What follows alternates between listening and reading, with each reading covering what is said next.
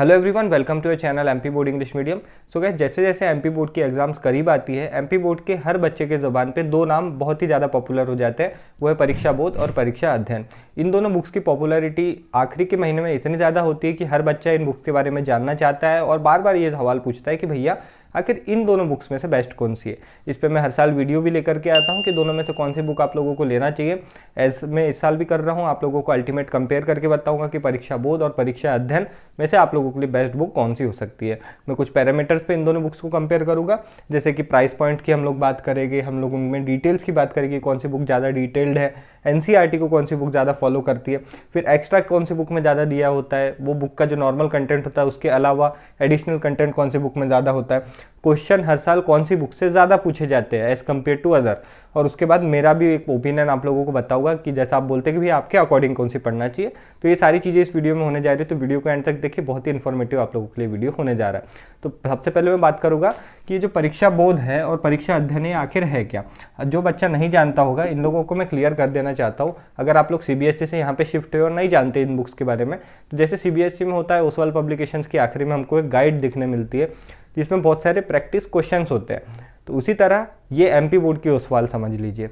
MP board की तरफ में ये जो दो बुक्स है, परीक्षा बोध और परीक्षा अध्ययन, बहुत पॉपुलर है क्योंकि इसमें बहुत सारे प्रैक्टिस क्वेश्चंस दिए होते हैं। प्रैक्टिस क्वेश्चंस, उसके साथ प्रैक्टिस सेट पेपर्स और उसके साथ प्रीवियस ईयर के क्वेश्चंस, टॉपर की कॉपी एंड बहुत सारी चीज़ें भी इन बुक्स में दी हुई होती है। छोटी छोटी सी बुक्स आती है। मैंने पिछले साल इसकी सीरीज़ भी चलाई थी, बच्चों को मैंने खुद परचेज करके परीक्षा बोध के अंदर भी इंपॉर्टेंट क्वेश्चन टिक कराए थे। तो मेरे चैनल पे बने रहना, आप लोगों को इस तरह की चीज़ हो सकता है इस साल भी देखने के लिए मिले। तो आई होप आप समझ पाए होंगे कि ये क्या है।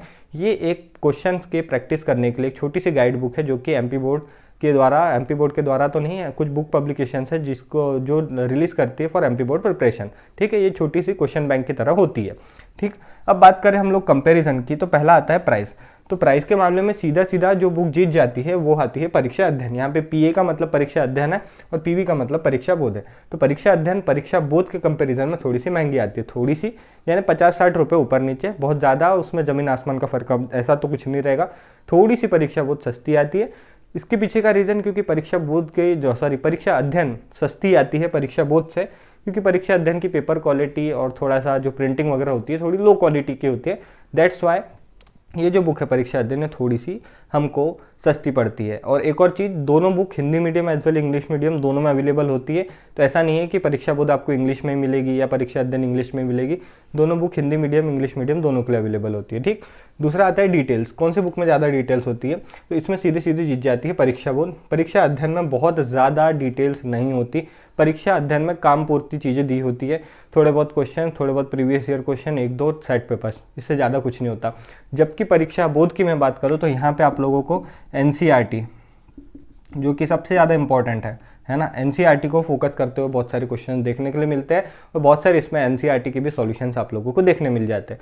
तो डिटेल्स के मामले में परीक्षा बोध जो है वो जीत जाती है। एनसीईआरटी का बेस ज़्यादा कौन पकड़ता है? तो उसमें भी ऑब्वियसली परीक्षा बोध पकड़ती है, परीक्षा अध्ययन नहीं पकड़ती है। ठीक है, परीक्षा अध्ययन में ज़्यादा एनसीईआरटी फोकस्ड क्वेश्चन आप लोगों को देखने के लिए नहीं मिलेंगे, जबकि 2019 से जब से एनसीईआरटी पैटर्न आया है एमपी बोर्ड के अंदर से बहुत ज़्यादा क्वेश्चन एनसीईआरटी बेस्ड ही आ रहे हैं। 100% क्वेश्चन एनसीईआरटी बेस्ड आ रहे हैं। इवन कुछ क्वेश्चन तो ऐसे होते हैं कि जो एनसीईआरटी बुक के पीछे से आ जाते हैं।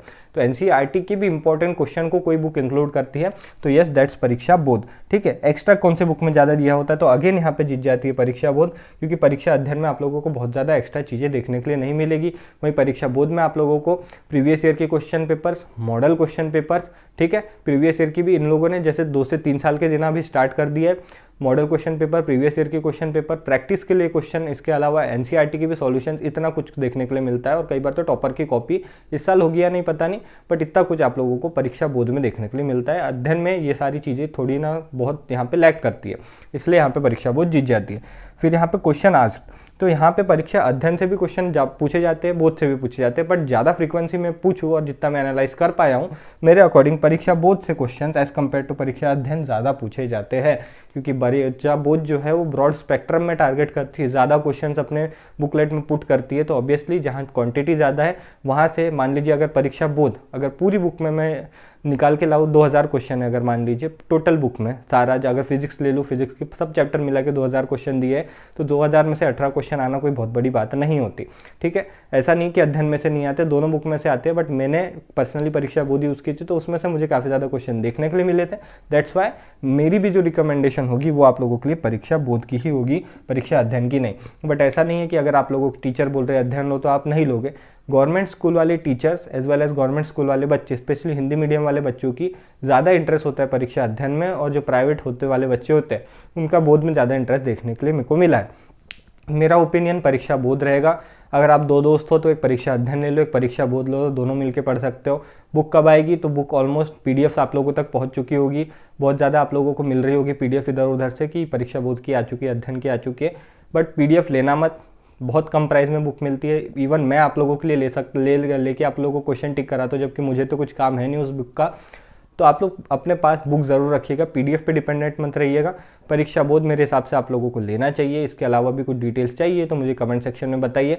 आप लोग कह रहे थे कि भैया परीक्षा बोध अध्ययन को कंपेयर करके बताओ एमपी बोर्ड की क्वेश्चन बैंक से, तो वो वीडियो नेक्स्ट होने वाला है।